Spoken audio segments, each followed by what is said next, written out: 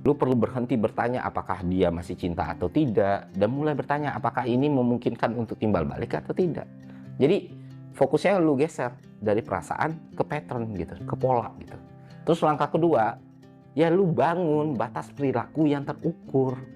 Di dalam psikologi relasi ya teman-teman, batas itu bukan ancaman atau ultimatum, tapi perubahan konsisten pada pola dalam lu memberikan, dalam lu ngasih gitu. Karena relasi yang sehat seharusnya akan menyesuaikan diri. Relasi yang bertumpu pada ketimpangan, itu ya biasanya stagnan, kalau nggak hancur gitu.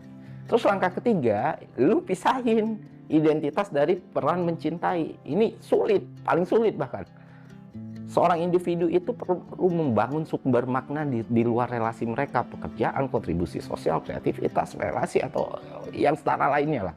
Tujuannya bukan menggantikan pasangan lu, tapi mengurangi monopoli value atau nilai yang dimiliki dalam satu hubungan terhadap identitas yang lu miliki. Dan langkah terakhir ya, lu hadapi ketakutan kehilangan secara sadar gitu loh. Ya memang itu akan terjadi, banyak orang tidak berhenti bukan karena dia cinta, tapi karena dia takut.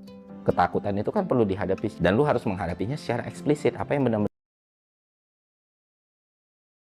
lu perlu berhenti bertanya apakah dia masih cinta atau tidak, dan mulai bertanya apakah ini memungkinkan untuk timbal balik atau tidak.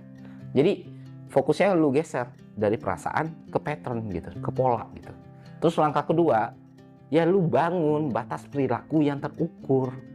Di dalam psikologi relasi ya teman-teman, batas itu bukan ancaman atau ultimatum, tapi perubahan konsisten pada pola dalam lu memberikan, dalam lu ngasih gitu. Karena relasi yang sehat seharusnya akan menyesuaikan diri. Relasi yang bertumpu pada ketimpangan, itu ya biasanya stagnan, kalau nggak hancur gitu.